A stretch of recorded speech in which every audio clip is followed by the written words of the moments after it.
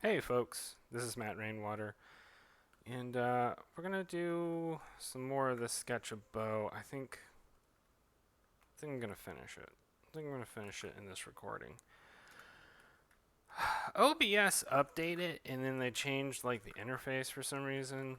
I don't. I feel like sometimes people who make digital things will just change the interface to confuse everybody for no reason at all other than for like them to feel like, oh well, it looks different. Maybe this is how they envisioned it, though. Like the new OBS interface. Maybe this is how they envisioned it. And who am I? Who am I to complain? I just don't like having to relearn things, especially things I've been using for a while. And you know, something that I've been thinking about a little bit lately. I used to complain a lot about like both of my parents being sort of struggling to adapt to new technologies. And I'm starting to find myself as I come upon the age of 37. I'm starting to find myself uh, do a little bit of that, and I'm gonna have to fight it with all of my might because if I'm not able, oh my god, I'm having a hard time with this line. If I'm not able to adapt, right, to the ever-changing technological landscape in which we live, well, I mean, I don't have a snowball's chance in hell. I feel like as a creative person, because like I don't know, y'all. I mean, I feel like you have to adapt with the changing technologies, because a lot of the times the changing technologies make your ability to create easier. You it opens up sort of the prospects of what you can do. Clip Studio, I mean, I didn't bother with doing digital art for a long time, and then Clip Studio came along and really opened things up for me. It really changed my ability to like color so much faster than I could previously. I mean, there are people for whom they didn't ever have to deal with that transition of, oh my god. Like, in order to color previously, when it was just like Photoshop, people would have like these like really there's this plugin. I can't remember what it was called, but basically the plugin would kind of recognize all the enclosed spaces in the line art and then just randomly fill it in with all kinds of different colors, and you had to go in manually and like put all the colors together as you wanted it, and that was considered like an advancement, right? It sucked. It was not good compared to like the very quite honestly the very streamlined and pretty eloquent way in which you can use the paint bucket tool in Clip Studio. So you know, I'm kind of setting this topic up to talk about my opinion in regards to AI in art, because that's something that a lot of artists are starting to talk about now. There's some concern about artists being replaced by AI, and I think to a certain extent that might happen.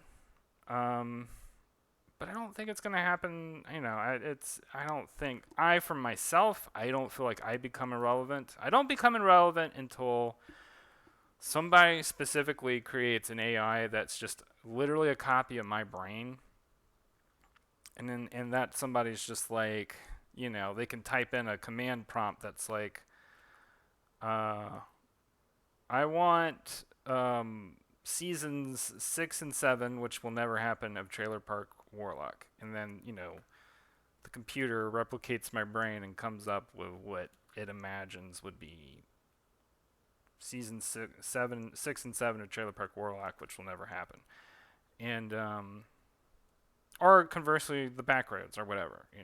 I mean, until that happens, I feel like my overall career is mostly safe. Now, my prospects, if I ever wanted to do like a coloring job again for, like a big company like Dark Horse or whatever, yeah, that's probably going to be gone in, in a couple of years. I feel like that there's not much time left. I feel like there's going to be a point in time where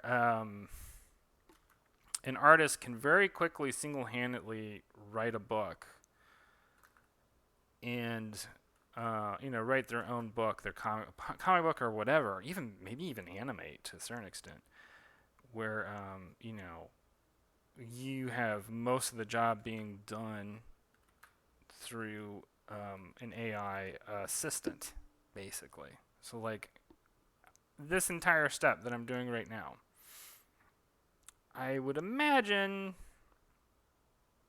in about maybe let's say 3 years time, maybe that's a little aggressive, but let's say 3 years time, I would imagine what I'm doing right now, like going over line work, refining it, and inking it, will be replaced, by like,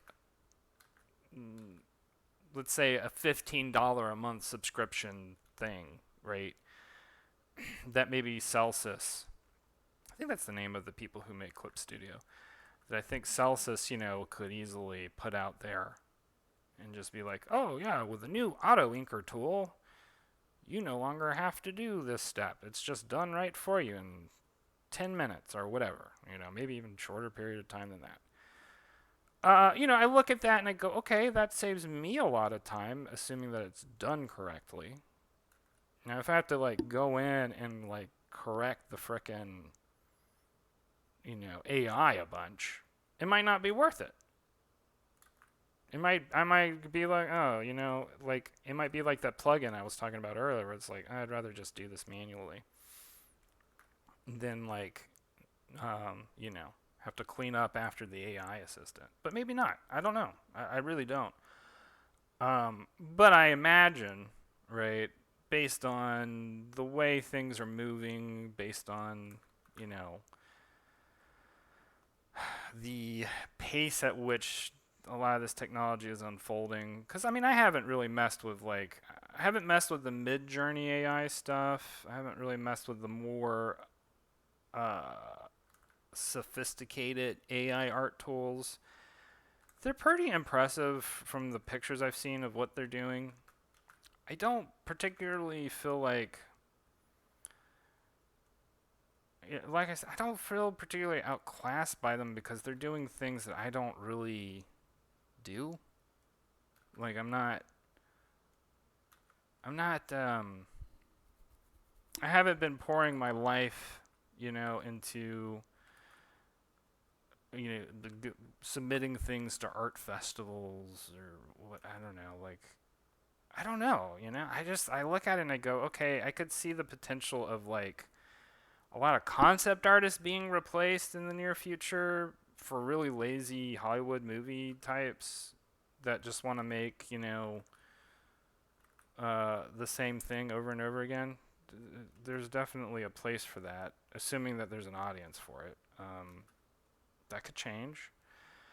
It's really interesting because it's kind of brave new territory and one that I'm really curious to see play out because I think what we will see is a big philosophical question play out in regards to creativity in art. And that big philosophical question that I think will play out is I don't even know if I know what the question is. What is interesting to people? Are majority audiences really that, boring, dull-minded, whatever, that they'll just watch the same old thing recycled and recollected and recombined by essentially, artificial intelligence is not really that intelligent right now. I think there will come a time where we're going to be kind of caught off guard, right? But I don't think we've reached that point yet. I think a lot of it is a very sophisticated form of, monkey see, monkey do kind of a thing, where an AI will look at like, okay, well, these are all the things that the humans like, so I'll just do that, right? Which people do too. I think that's a pretty common form of like marketing in terms of art careers and stuff. There are a lot of people who do. Like, I would be okay. Let me put it this way: if I am a person who lives exclusively off of fan art, I would be kind of concerned right now.